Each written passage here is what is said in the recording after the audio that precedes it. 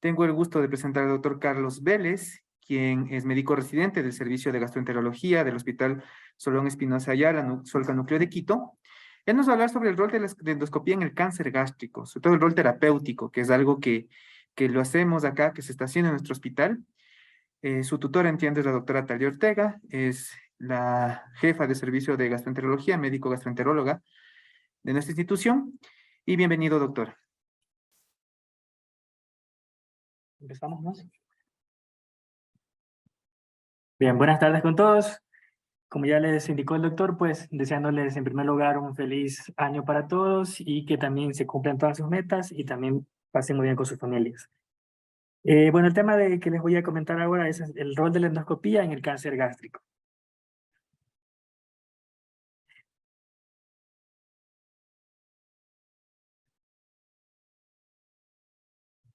Bien, como generalidades, pues tenemos que el cáncer gástrico representa una proporción muy significativa tanto de morbilidad como de mortalidad relacionada con cáncer en todo el mundo.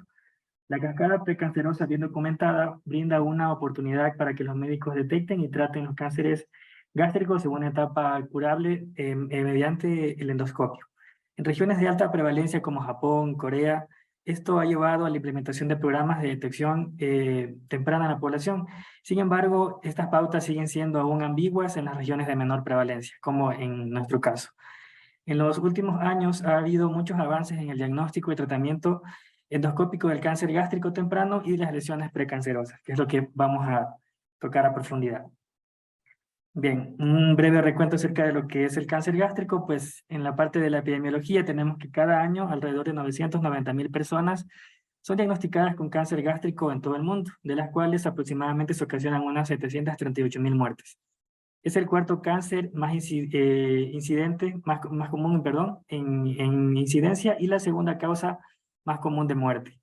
Los hombres van a tener una mayor incidencia de 2 a 3 veces más susceptibles que las mujeres y las áreas con mayor probabilidad de desarrollo del cáncer gástrico abarcan regiones como América Central y del Sur, Europa del Este, Asia Oriental, específicamente China y Japón. La tasa de supervivencia a 5 años es moderadamente buena solo en Japón. En Europa la proporción fluctúa entre un 10 a 30%. Claro, esto va a variar en cuanto a si se trata de un estadio temprano o ya un estadio avanzado. En este gráfico tomado de Globocan, pues en el cual se tienen en cuenta todos los tumores, en el año 2020, teniendo en cuenta también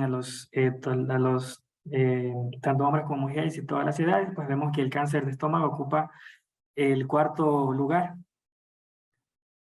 En esta tabla de incidencia y mortalidad, ya dividida entre mujeres y hombres, pues en las mujeres no aparece dentro de los primeros 6 causas de incidencia, perdón, de cáncer, pero en los hombres se encuentra en el cuarto lugar, con una incidencia de un 15,8% y una mortalidad de un 11%, perdón, por 100,000 habitantes.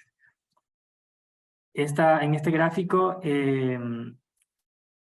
tomado de datos también de Globocan hasta el 2012, en el cual se toma en cuenta también todos los dos géneros y todas las edades, en el cual en los hombres el cáncer de estómago ocupa la segunda causa en incidencia y la primera causa en mortalidad, mientras que en las mujeres ocupa la quinta causa de incidencia y la primera pues comparte casi con el cáncer de cervix en cuanto a la mortalidad. En cuanto a la ciudad de Quito, pues en datos desde el 2013 al 2017, datos tomados de acá del Registro Nacional de Tumores, tenemos que en las mujeres va a haber una incidencia de un 13,5% por 100,000 habitantes, mientras que en los hombres va a ser un 19,5%, lo cual pues sí está acorde con las estadísticas internacionales, en el cual va a ser una prevalencia mucho más marcada en los hombres.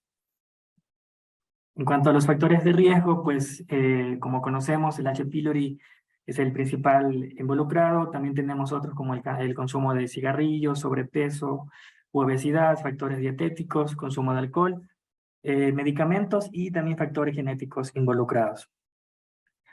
En cuanto a la infección crónica por el H. pylori, pues esta va a ser la principal causa de cáncer gástrico y representa alrededor de un 89% de todos los cánceres gástricos, sobre todo a nivel de localización distal en todo el mundo. Se considera como el principal factor de riesgo para el adenocarcinoma gástrico de tipo intestinal.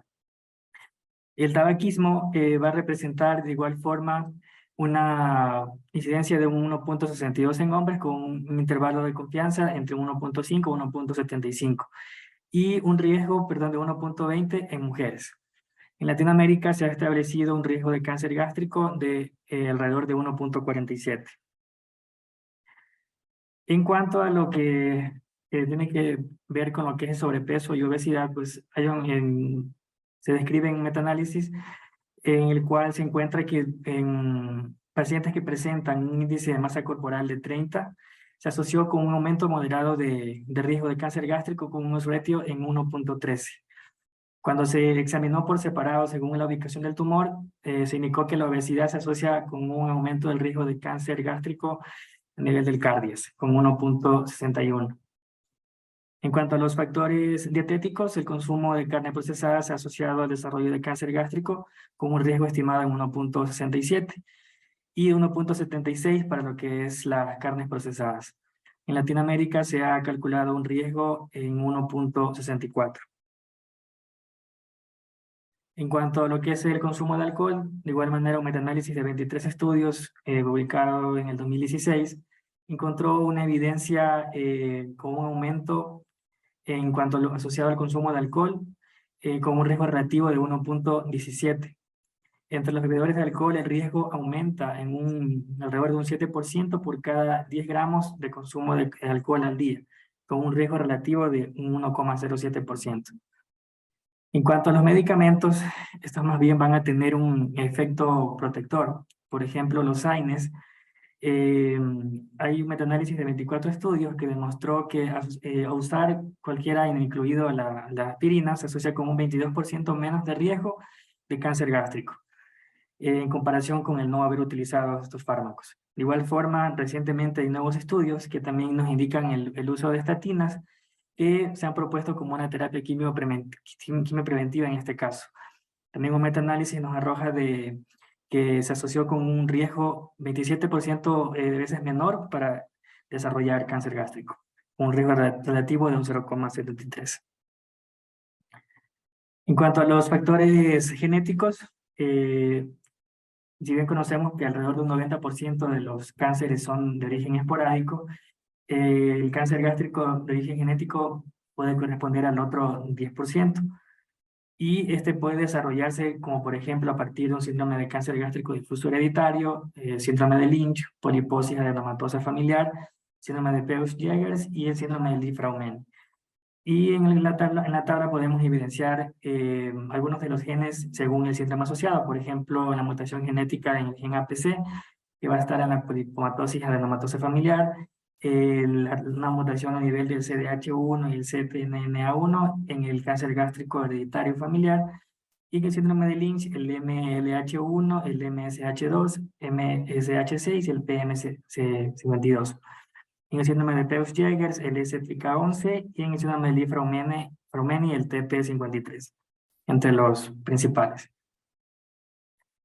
En cuanto a la cascada histológica o precancerosa, para mencionar brevemente, pues tenemos que a partir del epitelio normal, cuando ya existe una infección, en este caso una interacción con el H. pylori, se va a desarrollar un 100% una gastritis en principio superficial.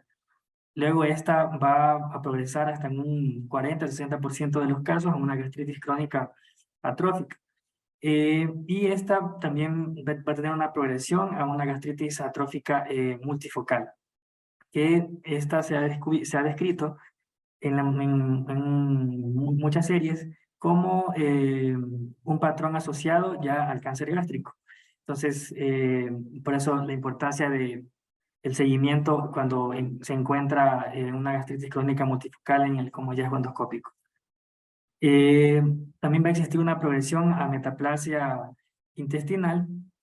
Esta en un principio va a ser de tipo una metaplasia completa, y también hay el otro tipo que va a ser la metaplasia incompleta, en el cual pues va a haber una menor cantidad de tejido, en este caso poco absortivo, a diferencia de lo que es en la metaplasia intestinal completa.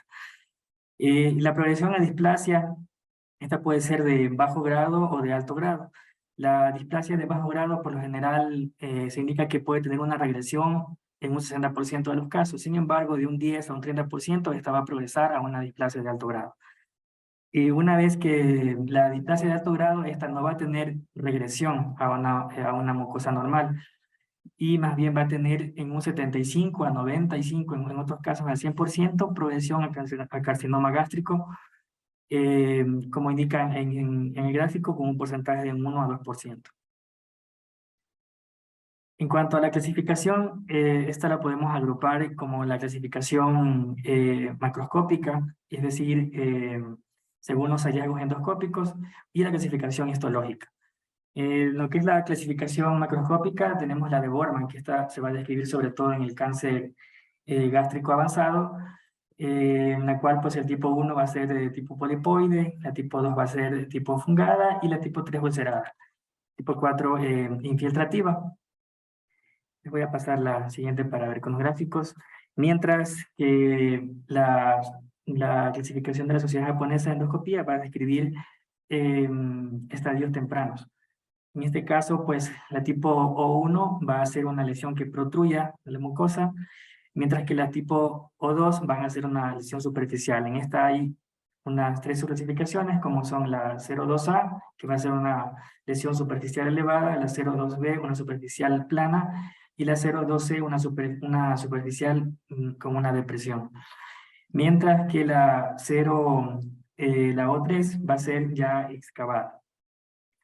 Y bueno, la derecha es la que ya les había explicado de la clasificación de Borman para el cáncer gástrico avanzado.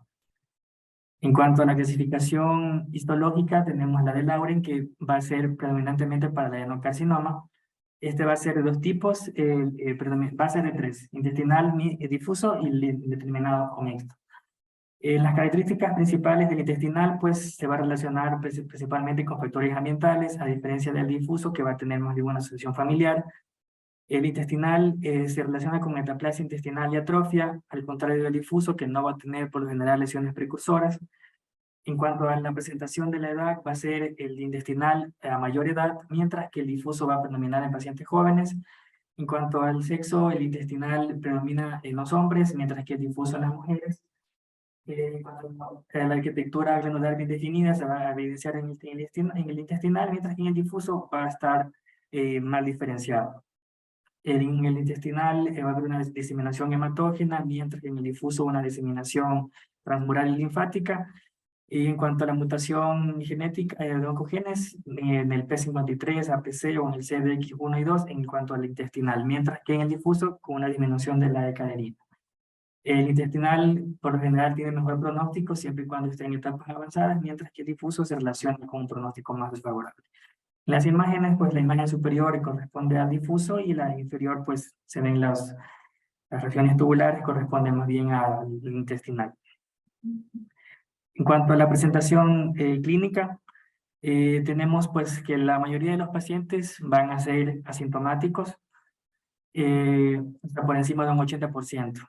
Mientras que y esto por lo general va a ser más en estadios iniciales. Cuando el paciente ya presenta síntomas, por lo general va a corresponder a estadios avanzados. Entre estos va a presentar pérdida de peso, anorexia, náuseas, dolor abdominal, saciedad precoz y o disfagia. También puede haber un sangrado intestinal oculto, como sin anemia por deficiencia de hierro, que en ocasiones puede ser la primera alerta. En cuanto al examen físico, se puede encontrar pues un ganglio linfático supraclavicular izquierdo, lo que se conoce como nódulo de Virchow, un nódulo periumbilical, un nódulo de la hermana María José, un nódulo axilar izquierdo o un nódulo irlandés, y la citis, que también va a indicar, todos estos van a indicar ya una enfermedad avanzada, o sea, un cáncer gástrico avanzado. En cuanto a lo que es el diagnóstico, principalmente pues vamos a conversar acerca de la endoscopía, que junto con la toma de biopsia mediante este método va a ser el estándar o el gold estándar para el diagnóstico de cáncer gástrico. Se indica que se deben realizar múltiples biopsias entre 5 a 8 para proporcionar un material de tamaño adecuado para la interpretación histológica y molecular. Los detalles de la superficie de la mucosa se pueden evaluar mediante imágenes de banda estrecha o cromoendoscopía o en combinación con la magnificación aumento, como ya les voy a describir más adelante. La endoscopía con luz blanca es la modalidad con imagen, es decir, la endoscopía convencional. Esta va a ser suficiente para detectar algunas características de la transformación carcinomatosa de las lesiones gástricas, incluida la decoloración roja de la superficie de la mucosa y las lesiones de tipo deprimido y ulceración de la mucosa. Sin embargo, se ha informado que la sensibilidad para esta endoscopía convencional en la detección de la metaplasia intestinal, de la displasia de bajo y alto grado y del cáncer gástrico temprano es tan baja como, por ejemplo, de un 29 a 59.1%, lo que corresponde a la metaplasia intestinal, de un 51 a 74% en la displasia de alto y bajo grado, y de un 48 a 72% en lo que es el cáncer gástrico temprano. En cuanto a la cromoendoscopía, en este caso pues se va a requerir la aplicación tópica de tensiones con el objetivo de mejorar o realzar la característica del tejido. Se pueden emplear, por ejemplo, azul de metileno, índigo carmín o ácido acético. Los estudios han demostrado una superioridad de la cromoendoscopía en la detección del cáncer gástrico temprano y de lesiones precancerosas. En un metaanálisis del 2016, pues, se demostró una sensibilidad combinada de un 90% y una especificidad del 82% en comparación con la convencional. En el lado derecho, pues, podemos observar en el gráfico superior una lesión elevada de un centímetro hipopigmentada en cuerpo gástrico, mientras que en la parte inferior es la misma lesión que ya está resaltada una vez que se aplica el índigo carmín. Esta es la cromoendoscopía, ¿no? Luego tenemos las imágenes de banda estrecha, con sus siglas en inglés NBI. En este caso, esta se va a denominar como cromoendoscopía virtual. Esta es la más empleada y va a utilizar un filtro de interferencia óptica giratoria para restringir la luz incidente en dos bandas estrechas de diferentes longitudes de onda. ¿Con qué objetivo? Con el objetivo de mejorar la definición de la superficie de la mucosa al tiempo que enfatiza el contraste de la red vascular. Esta se describe que nos va a permitir observar las microsuperficialidades y la microvasculatura de las lesiones.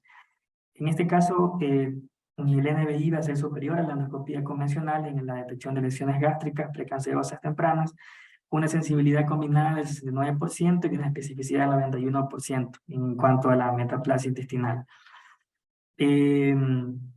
Los ensayos prospectivos han demostrado un aumento del 40% en la detección de todas las lesiones gástricas focales y más del doble de las tasas de detección de la metaplasia con NBI en comparación con la endoscopía convencional. En estas imágenes tenemos, por ejemplo, en el cuadro superior izquierdo, en la imagen A, una lesión a nivel de la incisura, un cáncer gástrico incipiente a este nivel, mientras que en el cuadro B, la misma lesión, pero aplicando NBI, en el cual las flechas indican las microsuperficialidades a nivel de los bordes y la microvasculatura a ese nivel. De igual forma, se puede ver en la parte inferior, en la imagen C, un cáncer gástrico, pero en cambio en antro, y en el recuadro D, pues la misma lesión, ya aplicando lo que es el NBI. Tenemos otra modalidad como es el NBI de gran aumento o magnificación, en el cual se utiliza una lente móvil en la punta del endoscopio para permitir un zoom óptico de hasta 150 veces sin degradación de la calidad de la imagen. Esto generalmente se combina con el uso de una tapa translúcida para estabilizar la distancia focal entre la lente y el tejido objetivo, así como imágenes de enfoque cercano que van a permitir colocar el endoscopio más cerca de la superficie de la mucosa sin perder la observación de la arquitectura observada. Como se puede observar en esta foto, las flechas indican pues a nivel las paredes de la parte histológica, ¿no?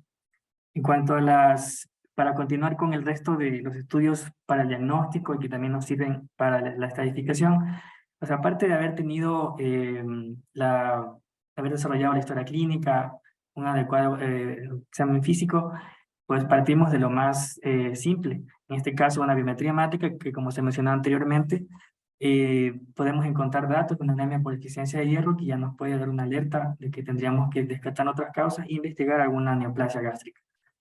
Función renal y hepática, que sobre todo va a ser fundamental para el tema del manejo o tratamiento posterior que se vaya a necesitar. Lo que ya mencionado, pues, la endoscopía y la biopsia. La tomografía de tórax, abdomen y pelvis, que nos va a permitir la estadificación con la detección de ganglios o enfermedad metastásica. La ecoendoscopía, que nos va a permitir una evaluación precisa del estadio T y N en tumores potencialmente operables y determinar la extensión proximal y distal del tumor.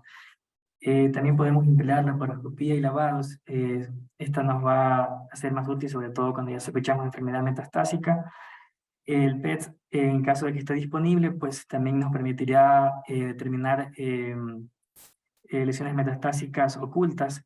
Sin embargo, puede dar falsos negativos en el cáncer gástrico difuso, por lo cual no se recomienda el PET de forma rutinaria, sino puntualizar los casos. Bueno, en cuanto a la comparación de estas eh, medidas diagnósticas, tenemos que la sensibilidad de la tomografía para la estadificación de ganglios linfáticos va a ser variable, entre un 62.5 a un 91.9% en una revisión sistemática. La ecoendoscopía va a ser más sensible para la estadificación de nódulos en comparación con la tomografía, con un 91% frente a un 77% de la tomografía. Además, para la estadificación de T1, la sensibilidad de la ecoendoscopía va a ser 82%, mayor que la TC, que va a corresponder con un 41%. Sin embargo, tanto la ecoendoscopía como la tomografía muestran una especificidad ilimitada con un 49% para la eco y un 63% para la tomografía. En cuanto al PET, está específicamente con el 18,2-fluoruro 2-desoxi de glucosa. Este va a mejorar la estadificación al detectar ganglios linfáticos o enfermedad metastásica. Sin embargo, como se mencionó anteriormente, pues no va a poder ser o va a tener falsos negativos en cuanto a tumores mucinosos o difusos, por una menor captación con estas lesiones. La laparoscopía y los lavados peritoneales para células malignas se recomiendan sobre todo en estadios 1B o estadio 3, para considerar si se trata o no de una neoplasia potencialmente resecable y excluir en caso de que se presente o no una enfermedad metastásica, en este caso a nivel peritoneal, que obviamente no puede ser evidenciada a nivel de la eh, tomografía. El beneficio mayor va a ser, como mencionaba, para los pacientes con una enfermedad en estadio con una T3 o T4 y tumores poco cohesivos, con una sensibilidad global del 84.6% y una especificidad del 100%. Bueno, en cuanto a la estadificación, pues esta va a corresponder a la 8ª edición. Para mencionar, pues la categoría T1A va a corresponder a una invasión de la lámina propia, obra muscularis mucosae. El tipo 1B, la invasión de la submucosa. La categoría 2, la invasión de la muscularis propia. El T3, una invasión del tejido conectivo subseroso. El T4A, una invasión de la serosa, incluye el peritoneo visceral. El T4B, una invasión de estructuras adyacentes, vaso, colon transverso, hígado, diafragma, páncreas, pared abdominal y glándula suprarrenal, riñón, intestino y retroperitoneo. En cuanto a los nódulos, N0 sin afectación al lunar regional, N1, 2 y 3 con afectación al lunar regional. M0 sin enfermedad metastásica y M1 ya con metástasis a distancias, podría corresponder a ganglios no regionales, con extensión nodular directa a otros órganos o carcinomatosis peritoneal. Bien, entonces, para enfocarnos en la diagnóstica, en base a la endoscopía, voy a hablar un poco más acerca del cáncer gástrico, pero en el cáncer gástrico precoz. Este se va a definir como una lesión limitada a la mucosa o submucosa, independientemente del estado de los ganglios linfáticos. Va a tener una supervivencia de 5 años mayor al 90%. En algunas series, sobre todo en Asia, en Japón, se describe una incidencia de la detección del cáncer gástrico precoz por encima del 50%, a diferencia de series occidentales como en Europa o acá en América, en la cual la detección va a estar entre un 20 a 30% del cáncer gástrico precoz. Si extrapolamos esos datos a nuestra realidad, en nuestro país, se han encontrado series que indican que la detección de cáncer gástrico precoz es alrededor menos de un 15%, entre un 12 a 14%. Bueno, hablaremos específicamente del tratamiento para involucrarnos en el rol de la endoscopía en estos casos. Las guías NCCN, pues, en cuanto al estadio temprano, ya sea en cuanto a la categoría TIS o T1A, que no son candidatos a no van a ser candidatos a cirugía, son candidatos a una resección endoscópica. De igual forma, en las guías ESMO está la misma recomendación, donde es un estadio 1A, un T1, N0, M0. Está recomendada la endoscopía, la resección endoscópica, y ciertos casos puntuales, como ya veremos más adelante, pues podrían ser tributarios de cirugía. En cuanto a los métodos de resección endoscópica, tenemos principalmente la resección de la mucosa endoscópica, también denominada como mucosectomía, y la disección submucosa endoscópica. La resección de la mucosa endoscópica, también conocida como mucosectomía, es un procedimiento endoscópico seguro, pero generalmente tiene algunas limitaciones, como por ejemplo va a ser insuficiente para remover en bloque lesiones menores a 15 milímetros. Los resultados indican que cuando se intenta remover estas lesiones, la probabilidad de resección en fragmentos es alta, produciendo un aumento en la recurrencia local. Se describen varios tipos, ya sea la técnica de levantar y cortar mediante el empleo de asa. También tenemos la resección de la mucosa empleando un capuchón transparente, y la resección de la mucosa con la utilización de ligadura. Para describir brevemente estos, empezamos con la técnica de levantar y cortar mediante el uso de asa. En este caso, una vez que se identifica la lesión, junto con la mucosa circundante, se va a realizar la inyección mediante con solución salina normo o hipertónica. Como vemos en la imagen, esto va a elevar la lesión y luego se la engloba con el asa para hacer la remoción de la misma. En este fotográfico podemos ver tanto el esquema como en la endoscopía. Entonces, en el primer gráfico identificamos la lesión, en el segundo se procede a hacer la inyección de la submucosa para elevar la lesión, en el tercer gráfico se engloba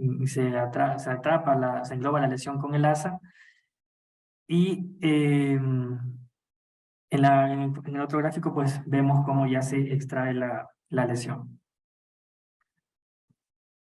En la mucosectomía con capuchón, esta técnica requiere, como el nombre lo indica, un capuchón de plástico transparente en el extremo distal del endoscopio.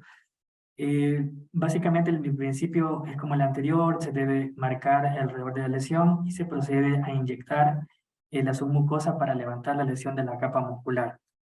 En este caso se considera que es un paso crítico, ya que sin una adecuada elevación, la lesión no va a poder ser succionada por el capuchón, y por ende esto puede aumentar el riesgo de perforación.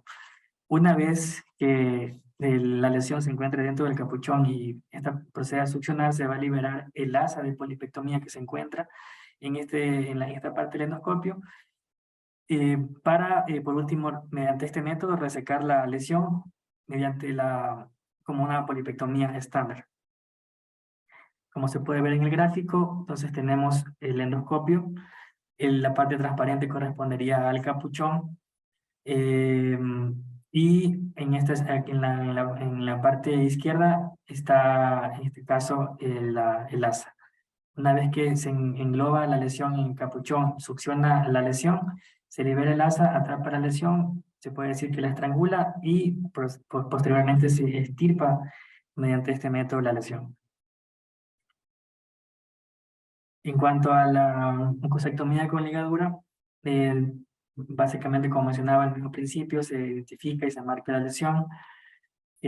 Posterior, se coloca la banda de plástico que se encuentra en la parte distal del endoscopio, y se realiza como una polipectomía estándar. La limitación, por ejemplo, de estos procedimientos es que si no se tiene una correcta colocación de la banda en torno a la lesión, no siempre va a ser fácil extirparla.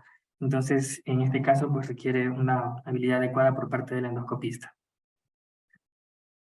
En cuanto a la disección submucosa endoscópica, sus siglas en inglés ESD, se hace, en este caso, se hace de igual forma, una vez que se identifique la lesión, se hace una incisión circunferencial en la mucosa para marcar.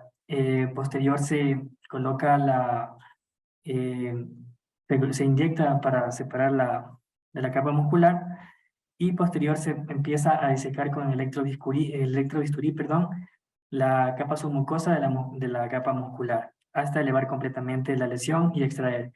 En este gráfico, en el gráfico F, se puede pues en caso de que se presente algún sangrado, pues se hace en ese momento también hemostasis con el mismo equipo.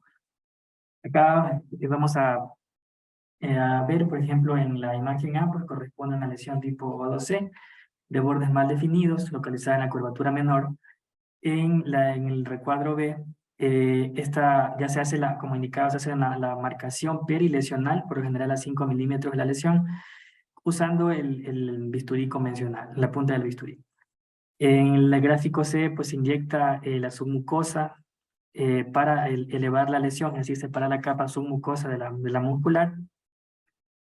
Y en la imagen D ya podemos ver cómo se empieza a realizar la disección con el bisturí, dejando expuesta en la parte inferior pues la capa muscular propia. Como se puede observar en la imagen E, queda expuesta la muscular. Y en el gráfico F, pues es la pieza extraída previa a la inmersión en formaldehído. Bien, para estos dos procedimientos tenemos indicaciones. En este caso nos vamos a basar en los criterios generales propuestos por la Asociación Japonesa de Cáncer Gástrico. Estos van a incluir, primero, que se trate de un adenocarcinoma diferenciado, que sea un cáncer intramucoso menor a 20 milímetros y sin presencia de úlcera. Posterior se describieron los criterios ampliados, estos por el Centro Nacional de Cáncer en Tokio, en los cuales, aparte de los demás criterios, incluyen lesiones mayores a 21 milímetros, pueden incluir igual lesiones ulceradas o lesiones que antes fueron resecadas por cirugía. En este gráfico podemos resumir de la mejor manera. Por ejemplo, cuando se trata de un cáncer limitado a la mucosa, podemos tener que este puede ser no ulcerado o ulcerado. En el caso de no presentar úlceras y ser menor a 20 milímetros o igual, y ser de histología intestinal, tiene un criterio para ser tratado con una mucosectomía.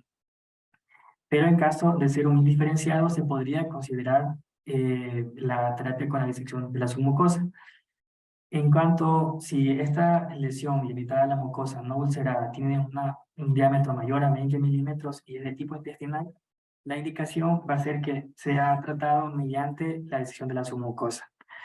De igual forma, si presentase una úlcera, esta lesión a nivel de la mucosa, y mide menos o igual a 30 milímetros, también va a ser una indicación para ser tratado mediante la disección de la submucosa.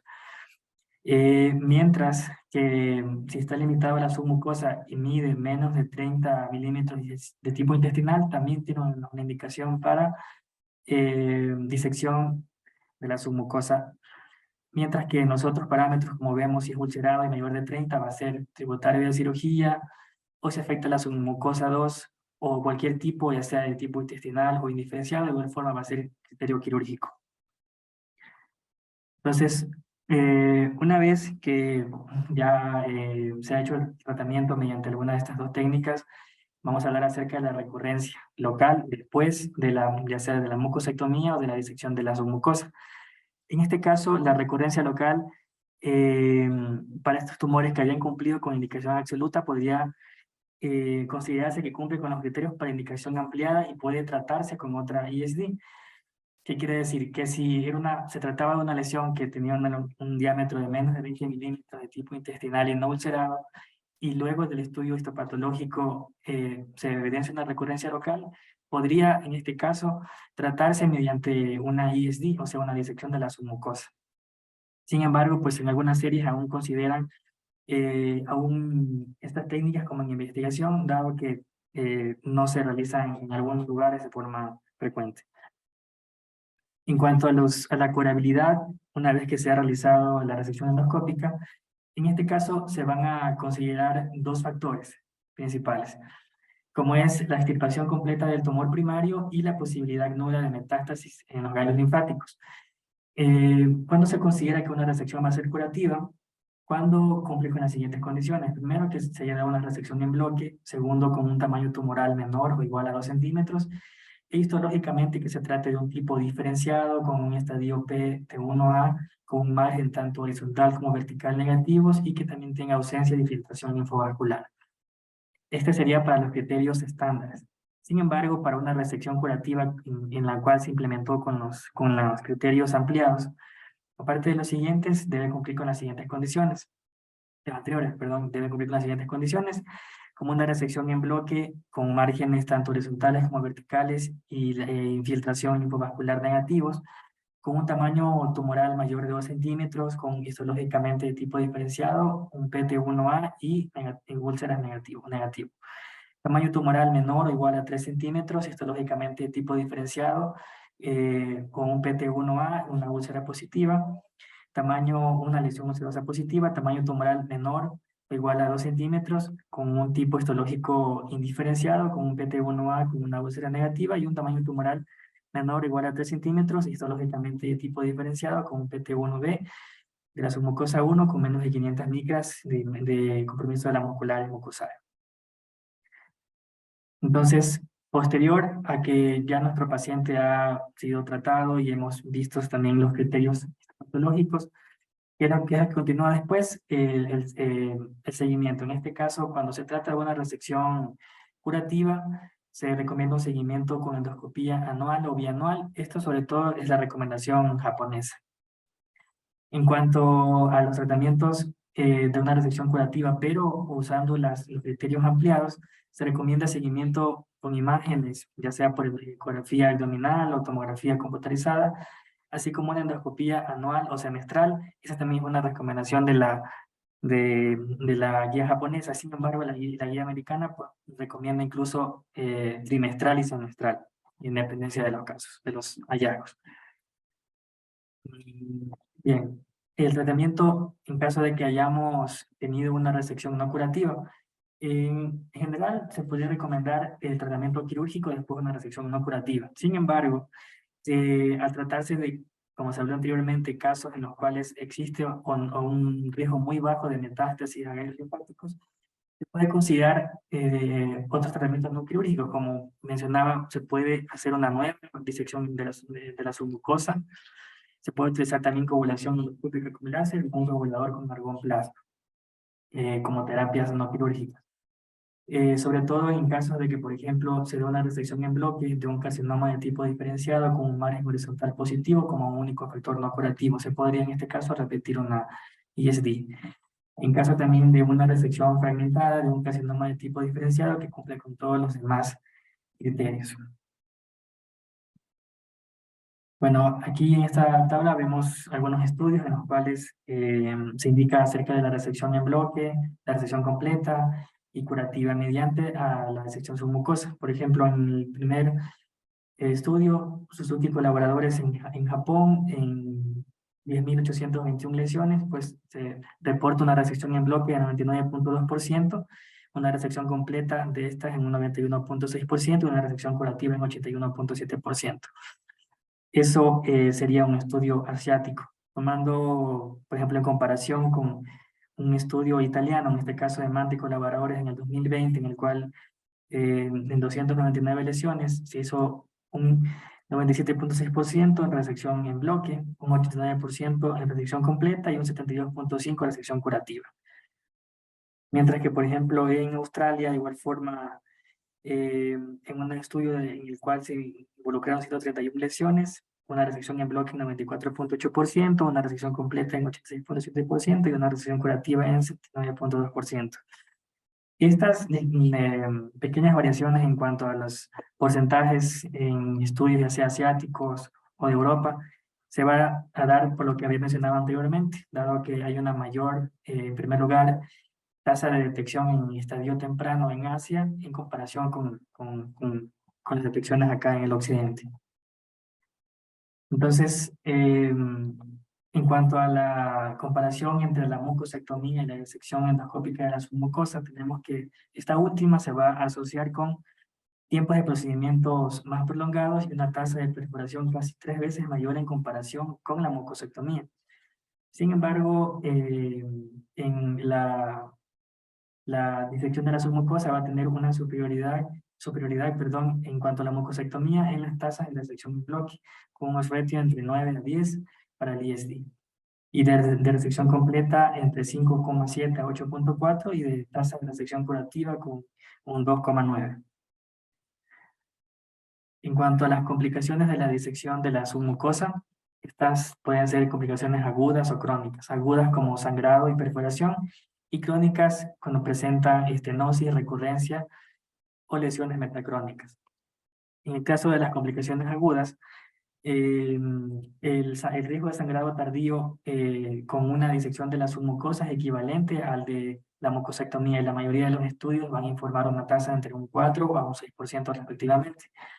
En cuanto a la perforación, esta va a ocurrir con más frecuencia en la disección de la submucosa en comparación con la mucosectomía. Por lo general se notifica una tasa de perforación entre el 1,5 y el 9,6%. Bueno, acá tenemos este artículo en el cual acerca de los factores de riesgo de sangrado diferido posterior a una disección de la submucosa, una neoplasia gástrica. Aquí se analizaron 1.864 casos de disección de la submucosa, lo que produjo un sangrado posterior al procedimiento en un 4,1%. La mayoría ocurrió dentro de las 24 horas posteriores al procedimiento. En su análisis multivariante, los predictores de sangrado tardío fueron, por ejemplo, la edad del paciente, ya pacientes menores o iguales a 65 años, el tamaño de la resección con lesiones mayores a 30 milímetros, el tiempo de procedimiento mayor a 20 minutos, las lesiones localizadas en el tercio inferior del estómago y la presencia de erosiones. En este otro estudio, por ejemplo, una revisión sistemática en cuanto a la disección submucosa versus la mucosectomía, se describe, por ejemplo, una tasa de perforación entre un 4,9%. Los factores de riesgo para perforación incluyeron lesiones localizadas en el tercio superior del estómago y la presencia de invasión o fibrosis de la submucosa y tiempos de procedimientos más prolongados.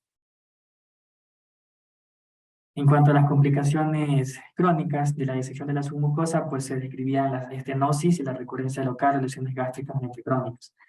En cuanto a la estenosis posterior a una disección, ocurre más frecuentemente cuando se da una resección a nivel del antro gástrico, que puede presentarse hasta un 7% de los casos, o lesiones a nivel del cardias que se van a presentar como una obstrucción de la salida esofágica o gástrica. En este caso, pues el manejo se da como cualquier otra estenosis, se puede implementar dilatación con balón, entre otros. En cuanto a la recurrencia local y lesiones gástricas metacrónicas, las pautas recomiendan una estrecha vigilancia continua después de la disección endoscópica en cáncer gástrico temprano. Sugieren, como mencionaba anteriormente, una endoscopia de vigilancia cada 3 a 6 meses o cada 6 a 12 meses, según las guías. La guía que recomienda cada 3 a 6 meses y la guía japonesa cada 6 a 12 meses. El objetivo de esta vigilancia pues, va a ser la detección temprana, no solo de recurrencia local, sino también de lesiones gástricas precancerosas metacrónicas. Estas lesiones pueden ocurrir hasta en un 6,9 hasta 6% de los pacientes. Y tenemos este otro artículo en el cual habla sobre los factores de riesgo y manejo de la estenosis después de una disección de la submucosa. Se analizaron pues en este estudio factores predisponentes, siendo el único factor de riesgo después del análisis multivariante un defecto circunferencial posterior a la resección en un 75%. Con respecto al tratamiento, si bien los datos fueron limitados, la mayoría de los pacientes experimentaron mejorías en sus síntomas luego de dilatación, como mencionaba, con balón. Si es grave, o tratamiento conservador en caso de que se trate de una presentación leve o moderada. Eh, mm, mm, bueno, eso es todo, gracias. ¿Tienen alguna pregunta?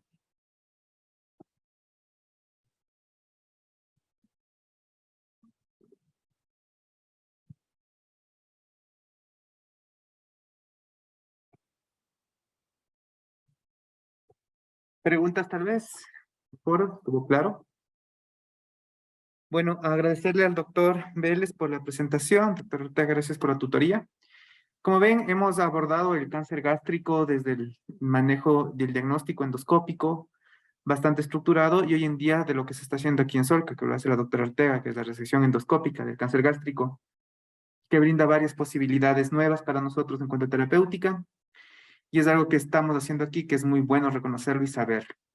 Le agradecemos, Doc, y con ustedes muchas gracias por su presencia. Nos vemos la siguiente semana en la próxima charla. A la misma hora de aquí ya vamos regulares en las clases, ya no hay interrupciones, así que no se pierdan, por favor. Gracias a quienes están conectados y hasta la siguiente semana.